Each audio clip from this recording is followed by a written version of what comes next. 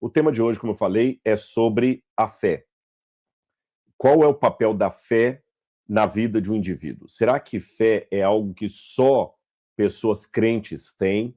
Será que eu estou falando nessa noite para alguém que está perdendo a fé ou que nem sabe direito o que é a fé? Vamos falar um pouquinho sobre esse assunto, então? Eu já vou colocar aqui. A primeira coisa que a gente entende é que, de acordo com a Bíblia, uma passagem de Hebreus, sem fé é impossível agradar a Deus. Você já deve ter lido esse verso da Bíblia Sagrada. Sem fé é impossível agradar a Deus. Então, automaticamente, muitas pessoas, com base nesse versículo e outras passagens da Bíblia, já entendem, bom, a fé é algo de característica religiosa. A fé é dos crentes. A fé não tem nada a ver comigo. Eu sou um aluno universitário que não acredito mais em Deus. Eu até acreditei em Deus quando eu era mais jovem, mas com o tempo eu perdi a fé. Não acredito mais em Deus. Alguns se dizem ateus, outros se dizem agnósticos, outros se dizem céticos. Qual é a sua situação? Você crê em Deus ou não? Aliás, eu queria até a sua reação aqui. Vou pedir, Laura, para já pensar alguns comentários. Você tem fé em Deus ou você está passando por uma crise de fé nesse momento? Eu queria saber de você. Aliás, até uma coincidência das coincidências, sei lá, né? Eles falam que o algoritmo sempre ouve a gente. Antes de entrar na live, o meu YouTube mostrou aqui, por coincidência, um episódio dos Simpsons. Achei curioso isso, onde o filho do Flanders, do Ned Flanders, ele perde a fé, porque a mãe dele morre e ele não acredita mais em Deus.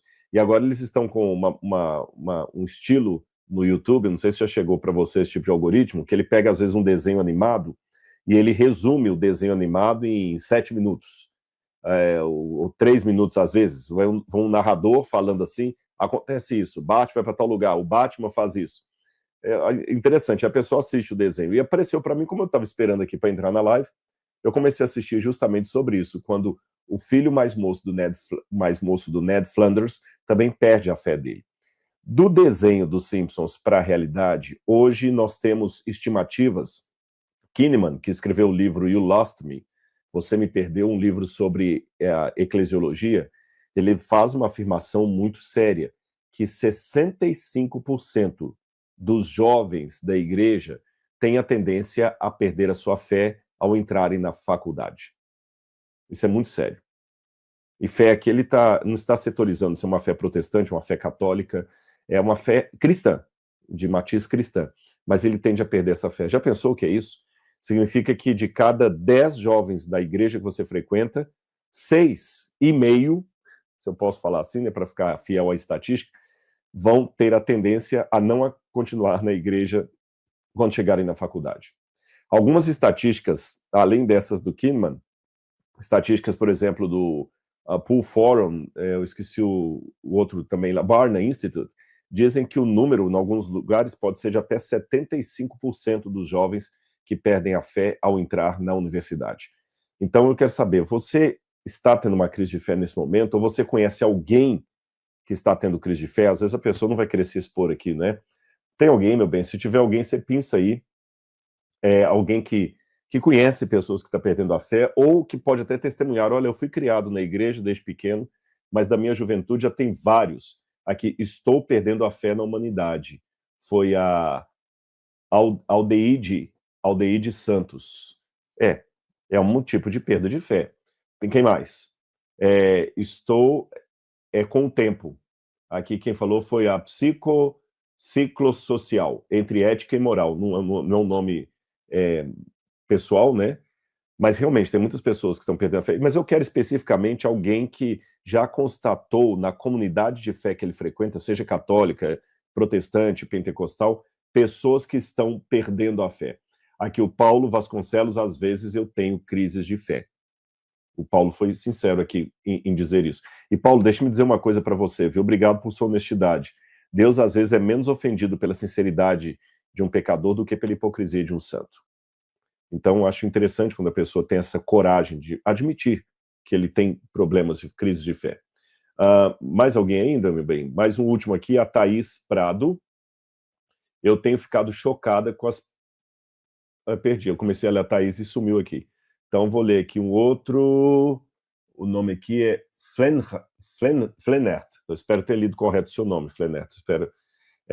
Boa noite, Rodrigo. Tenho fé, porém conheço uma pessoa que está perdendo a fé devido às injustiças que ocorrem na vida. Você sabe que uma das grandes motivações que levam muitas pessoas a não crerem em Deus é justamente as injustiças sociais, o sofrimento. Onde está Deus, né, quando a gente mais precisa dele? E o último aqui, Tiago Novalho, eu atualmente me considero agnóstico involuntário. Eu acho que eu entendi, Tiago, o que você quis dizer, mas fala se é isso mesmo. Você não quer ser agnóstico, mas as circunstâncias estão obrigando você a ser agnóstico. Então vamos lá, vamos trabalhar esse tema hoje. Tem muitas pessoas perdendo a fé, e aparentemente fé é uma coisa só de crente. Só que eu vou surpreender agora o Tiago e outros aí, mesmo alguns que estão com crise de fé, dizendo vocês o seguinte: na verdade, fé, para muitos teóricos. Por que eu estou colocando para muitos teóricos? Porque é ruim, quando você está falando de maneira acadêmica, você absolutizar alguns conceitos. Porque às vezes na academia tem uma linha que pensa de um jeito, tem uma linha que pensa de outro. Então, toda vez que fala assim, olha, a ciência afirma tal coisa, a ciência não afirma nada. Quem afirma são cientistas, homens e mulheres, que trabalham com o método científico, e eles entram em contradição. É o leigo que absolutiza afirmações. É o leigo que diz assim, olha, a medicina já provou o quê? Não, a medicina não provou nada. Quem provou foram médicos trabalhando com medicina, e você vai encontrar na academia, às vezes, um médico que nega o que o outro está falando, tá certo? Então vamos aqui. Há uma linha de muitos acadêmicos que dizem que fé é um sentimento universal da humanidade e que até os descrentes também creem. Aí por isso que eu coloquei essa ironia. Eu imaginei um bom professor de sociologia de uma universidade pública se escorando no quadro com ar de deboche, falando fé? Eu? Para com isso. Alguns se sentem até ofendidos quando você diz que eles também têm fé. Mas eu quero já começar a construir para vocês aqui uma teoria muito estabelecida que consta com autores crentes e ditos descrentes, para usar a nomenclatura corrente, que afirmam que a fé não é coisa apenas de religioso ou de quem tem uma fé no sobrenatural, que a fé é um sentimento universal. Inclusive, eu esqueci de colocar aqui para vocês, porque eu queria citar esse livro, um livro do Humberto Eco, muito interessante, é do Humberto Eco com... Nossa, o segundo autor, o livro está até ali, eu tenho ele, com o Carlo Maria Martini. Olha que interessante, Humberto Eco, ateu. Foi aquele autor do Em Nome da Rosa, que você já deve ter lido, ou pelo menos ouvido falar. E o Carlo Maria Martini, um padre especialista em grego do Novo Testamento. Tanto é que o Carlo Maria Martini, ele é um dos editores do The Greek New Testament, que é o texto grego que a gente usa para fazer exegese. Então você tem um padre teólogo profundo, erudito, e você tem um outro acadêmico ateu, que escreveram um livro em que creem, como é que é? Em quem creem os que não creem. Eu achei interessante mesmo esse título do livro, em que creem os que não creem. E eles trabalham nesse livro, de maneira muito assim peculiar, a ideia de que os chamados céticos também acreditam, eles também têm uma fé.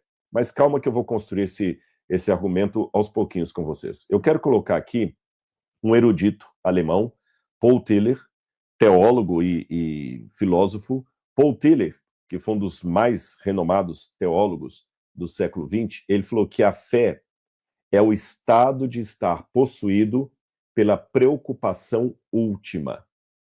Ou seja, a fé revela-se naquilo que dá valor à nossa existência. Eu achei interessante essa sistematização do Paul Tiller. Vou repetir. Fé é o estado de estar possuído pela preocupação última.